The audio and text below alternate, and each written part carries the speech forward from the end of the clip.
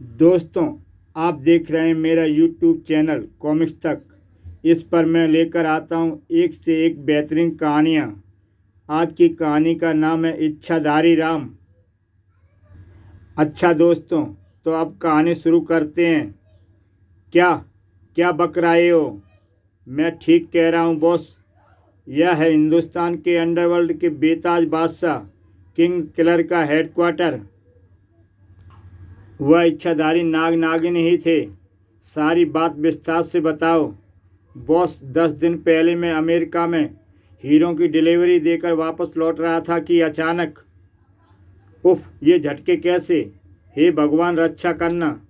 लेकिन इससे पहले कि कोई कुछ समझ पाता, जहाज में गड़बड़ी के कारण जहाज तेजी से नीचे की ओर जा रहा था।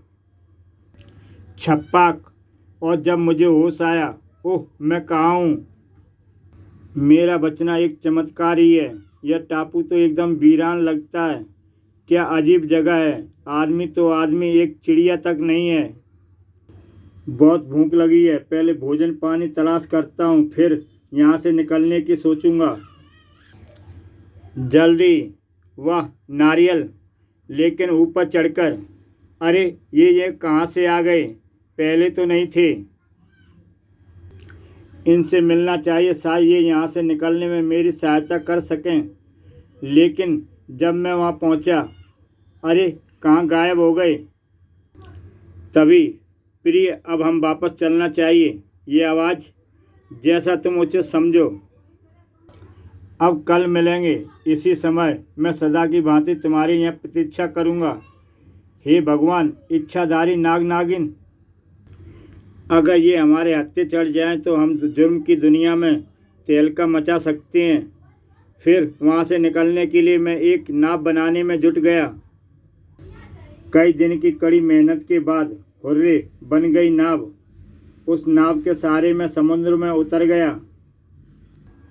कई दिन तक मैं भूखा प्यासा समुद्र में भटकता रहा। एक दिन जहाज, तभी दूर एक जहाज नजर आया। Help help. मेरा भाग्य अच्छा था कि उन लोगों ने मुझे देख लिया।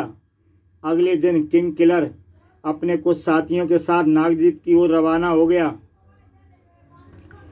अजीत, तुम्हें रास्ता तो अच्छी तरह याद है ना? Yes boss. जल्दी। वह लोग उस टापू पर थे। कुछ क्षण बाद, बॉस, वो दोनों तो यहीं मिलने आते हैं। शंबूरा, तुम सफल तो हो जाओगे ना? दुनिया मुझे सपेरों का बादशाह कहती है बॉस। मेरी बीन जाल में तो स्वयं शेषनाग भी नहीं बच सकेंगे। शाबाश शंबूरा। फिर वह लोग आसपास छिपके उसके आने का इंतजार करने लगे। समय बीतने के साथ साथ उन सबकी बेचैनी बढ़ रही थी। इतनी देर हो गई अजीत, कोई नज़र नहीं आया। सब्र कीजिए, वह अवश्य आएंगे। कुछ देर बाद, अजित, क्या वही आदमी इच्छाधारी नाग है? Yes boss. शंबूरा भी इच्छाधारी नाग को देख चुका था। वही है। अगले ही पल शंबूरा बीन बजाने लगा। बीन की आवाज़ सुनकर नाग चौंक पड़ा। अरे, यह तो बीन की स्वर लहरी है। और वह बीन की धुन पर झूमने लगा। शंबूरा बीन बजा रहा था। लगता है नाग शंबूरा के जाल में फंस चुका है, क्योंकि तभी सरफराज अपनी जगह से उछला और उसने शंबूरा को माथे पर डस लिया। नीचे गिरने से पहले ही लाश बन चुका था शंबूरा। Oh no! जहरीले धुएं के बम फेंको, वरना वह हमें भी डस लेगा। अगले ही क्षण जहरीले धुएं ने सरफराज को अपने आगोश में ले लिया। शीघ्र ही इसे फौरन उठाकर ले चलो, नागिन किसी भी क्षण आ सकती है। उन्होंने सरफराज को उठाया और वहाँ से रवाना हो गए। कुछ देर बाद, शंबूरा की मौत का मुझे जिंदगी भर दुख रहेगा। अगले दिन किंग किलर के हेडक्वार्टर में काम हो गया डॉक्टर। Yes boss. उसके मस्तिष्क में यंत्र फिट कर दिया गया है। अब वह आपका हर आदेश मानेगा। ठीक है, तुम जा सकते हो। Okay boss. डॉक्टर के जाने के बाद आज वह दिन आ गया है जब मैं अपना वर्षों पुराना सपना साकार कर सकता हूँ। कैसा सपना बॉस? वही जिसे पूरा करने में आज से 5 साल पहले गन मास्टर के साथ तंबूरा के जंगलों में गया था। बॉस, क्या आप मुझे अपने मिशन के बारे में बताएंगे? क्यों नहीं गन मास्टर, तुम मेरे सबसे भरोसेमंद साथी हो। सुनो, इस जंगल में कहीं एक विशाल नाग मंदिर है। उस मंदिर में रखी इच्छाधारी नाग की खोपड़ी प्राप्त करने यहाँ आया हूँ, जिसे प्राप्त करके के बाद दिव्य नागमणि आसानी से प्राप्त की जा सकती है, जिसके बल पर पूरे संसार को अपने कदमों पर झुकाया जा सकता है। ओह, तब तो उस नाग खोपड़ी की सुरक्षा के तगड़े इंतजाम किए गए होंगे। हाँ, इस जंगल में फैले विभिन्न कबीलों की मिलीजुली सेना उसकी रक्षा करती है, और दूसरा रक्षक है उस मंदिर का मुख्य पुजारी कंकिता, जो कई रहस्यों और तांत्रिक शक्तियों का स्वामी है। कंकिता के अलावा उसके रक्षक हैं उसके 4 शिष्य। उसका पहला शिष्य है गरुणा, एक ऐसी अद्भुत मानव जिसके पास गरुड़ों की विशाल सेना है और वह खुद भी गरुड़ बन सकता है। दूसरा रस्सी जकड़, मेरी रस्सियों की जकड़ से स्वयं ब्रह्मा भी नहीं छूट सकते। तीसरी सम्मोहनी, मेरी सम्मोहन शक्ति पत्थरों को भी सम्मोहित कर सकती है। और चौथा तेजाब, जो अपने शक्ति के बल पर नकली बादल पैदा कर अपने दुश्मनों पर तेजाब की बारिश करवा सकता है। लेकिन आपको उस खोपड़ी के बारे में पता कैसे चला? यह भी एक संयोग है। पिछले महीने में अपने 5 दोस्तों के साथ इन्हीं जंगलों में शिकार खेलने आया था। हम शिकार की तलाश में भटक रहे थे कि अचानक बचाओ बचाओ, ओह कोई संकट में है, आओ देखते हैं। हम सब आवाज़ की दिशा में भाग खड़े हुए। जल्दी हमने देखा एक हाथी एक आदमी को कुचलने जा रहा था। अगले ही पल मेरी स्टेनगन की गोलियां उस हाथी पर लगीं। हाथी मारा गया। आपने मुझे बचाकर बड़ा उपकार किया है। आप कौन हैं? बाबा, मैं नाग मंदिर का पुजारी हूँ। मंदिर? कैसा मंदिर? फिर उसने मुझे इच्छाधारी नाग की खोपड़ी और दिव्य नागमणि के बारे में बताया। तुम सच कह रहे हो बाबा? हाँ, जब वह खोपड़ी इतनी ही चमत्कारी है तो उसे कोई भी प्राप्त करने की कोशिश कर सकता है, नहीं? तब उसने मुझे मंदिर की सुरक्षा व्यवस्था के बारे में बताया।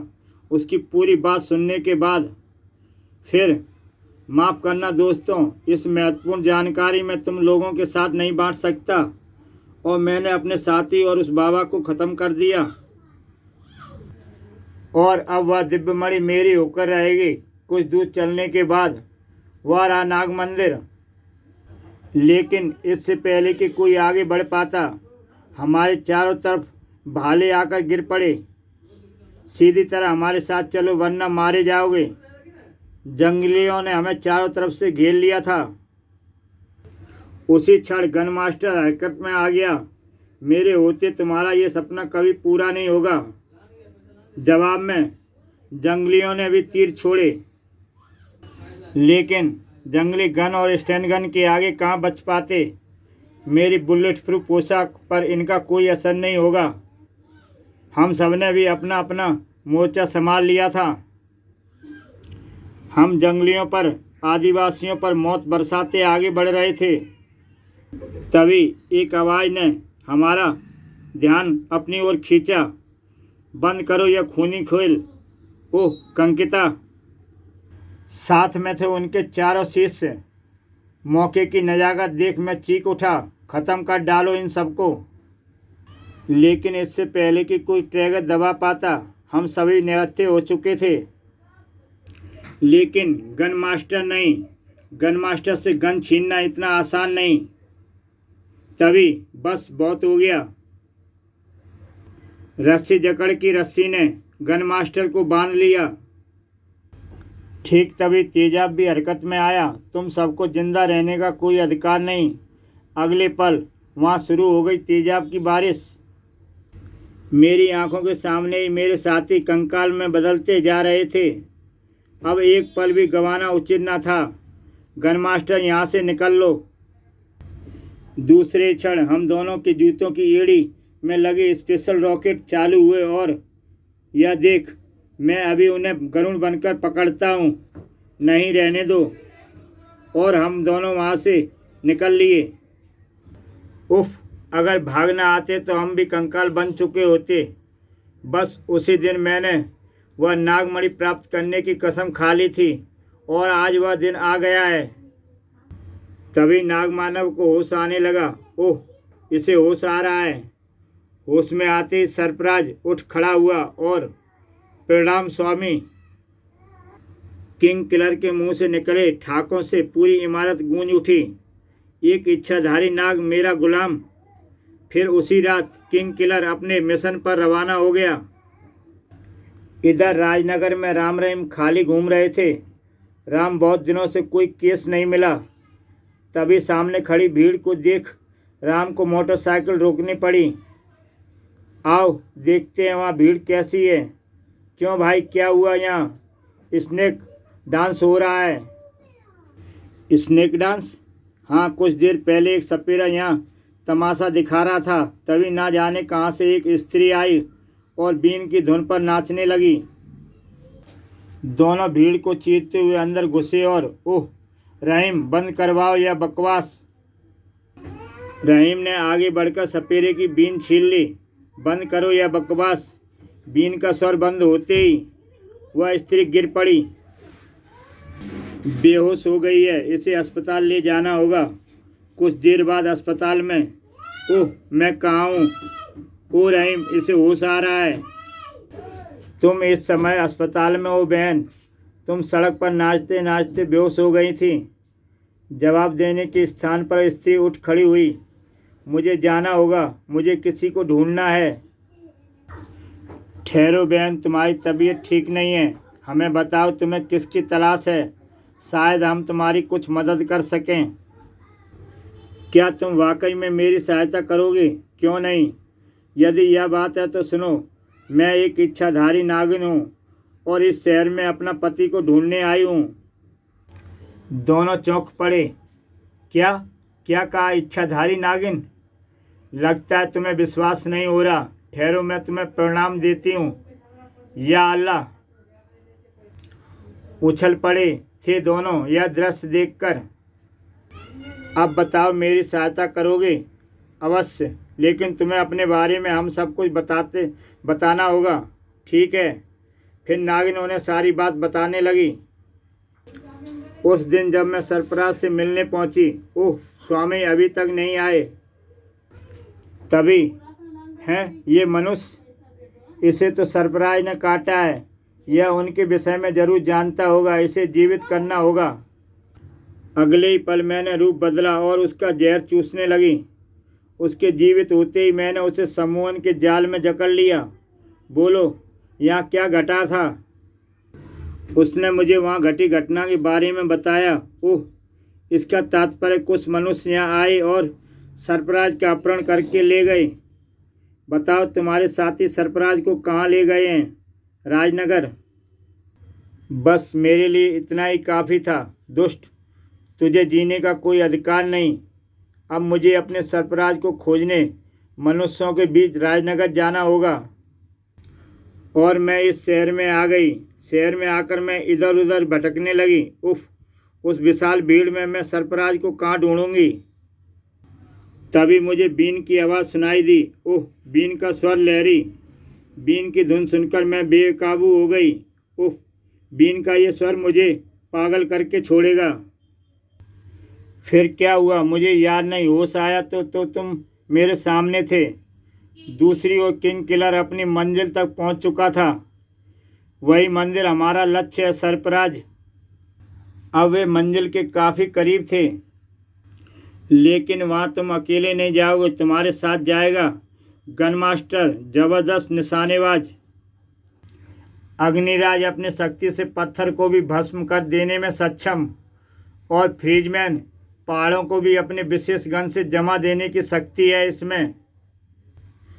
तुम्हें इनके साथ हर शक्ति का नाश करते हुए आगे बढ़ना है। जो आज्ञा। चारों तरफ मंदिर की तरफ चल पड़े। अब मैं अपनी आंखों से मंदिर की तबाही देखूंगा। स्विच ऑन होते ही टीवी स्क्रीन पर दृश्य उभरने लगे। ये मूर्ख जंगली अपनी मौत की तरफ बढ़ रहे हैं। सचमुच मौत ही थे चारों। तुम आगे बढ़ते रहो सरफराज, इन्हें हम संभालते हैं। ठीक है। फिर मौत एक साथ बरसी थी जंगलियों पर। तीनों जंगलियों में मौत बांट रहे थे। उधर सरफराज आगे बढ़ा चला जा रहा था कि अचानक दो भाले उसके सीने में आ लगते हैं, खचाक। लेकिन सरफराज ने वह भाले अपने शरीर से बाहर खींचे और उन जंगलियों पर दे मारे। खत्म कर डालो इसे। सर्प मानव वहां से भाग निकला। सबके तीर एक साथ छूटे, मगर तब तक सरफराज सूक्ष्म रूप धारण कर चुका था। अगले ही पल उसने एक गैंडे का रूप बदला और आदिवासियों पर झपट पड़ा। दूसरे क्षण उसने पुनः अपना रूप बदला और जंगलियों पर धावा बोल दिया। वाह, कमाल कर दिया सरफराज ने। सचमुच उसे कोई शक्ति नहीं रोक सकती। दूसरी ओर मंदिर में ओम नमः शिवाय। तभी एक जंगली भागता हुआ आया और गिर पड़ा। गुरुदेव, उफ, ये तो मर गया। जरूर कोई दुष्ट शक्ति मंदिर पर कब्जा करना चाहती है। आओ उसे रोकें। मंदिर से बाहर आते हुए आश्चर्य से उछल पड़े। गरुणा चीखा, सेवकों, दूसरे क्षण, सावधान, बेहद खतरनाक है ये गरुण। बाजों ने उन पर हमला कर दिया। उफ, गरुड़ों की सेना हार रही है। अब तुम्हें ही कुछ करना होगा गरुणा। अगले ही पर गरुणा एक विशालकाय गरुड़ का रूप धारण कर अपने दुश्मनों पर झपटा। तभी अग्निराज और गन मास्टर ने एक साथ गरुणा पर हमला किया। दोनों के इस भयानक हमले से गरुणा बच नहीं पाया और जमीन पर जा गिरा। गरुणा, हरामजादों, मैं तेरे हत्यारों को जिंदा नहीं छोड़ूंगा। मैं तुम्हें जीवित नहीं छोड़ूंगी दुष्टों। बढ़ाक, समूहिनी के बार में हिटमैन के परखच्चे उड़ा दिए। तेजाब और रस्सी जकड़ कहाँ पीछे रहने वाले थे। मुकाबले में वे दोनों आ गए। तुरंत ही रस्सी जकड़ की रस्सी में जकड़े गए वह तीनों और अगले ही पल आकाश से बरसने लगा तेजाब। उफ, अब नहीं बचेंगे। ओह, अग्निराज और गनमास्टर विवश थे, लेकिन सरफराज नहीं। उसने तुरंत सर्प रूप धारण किया और इस बारिश से बचना होगा मुझे, और धरती के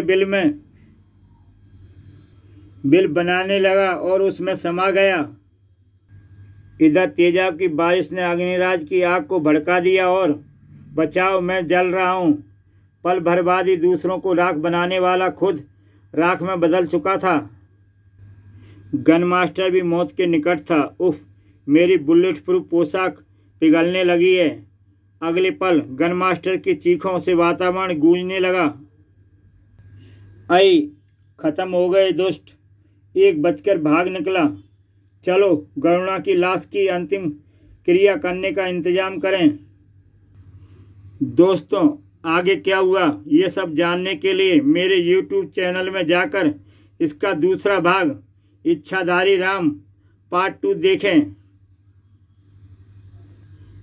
अच्छा दोस्तों, कल फिर मिलेंगे एक नई कहानी के साथ। अगर कहानी अच्छी लगी हो तो मेरा YouTube चैनल सब्सक्राइब करें और देखें ऐसी ही बेहतरीन कहानियाँ।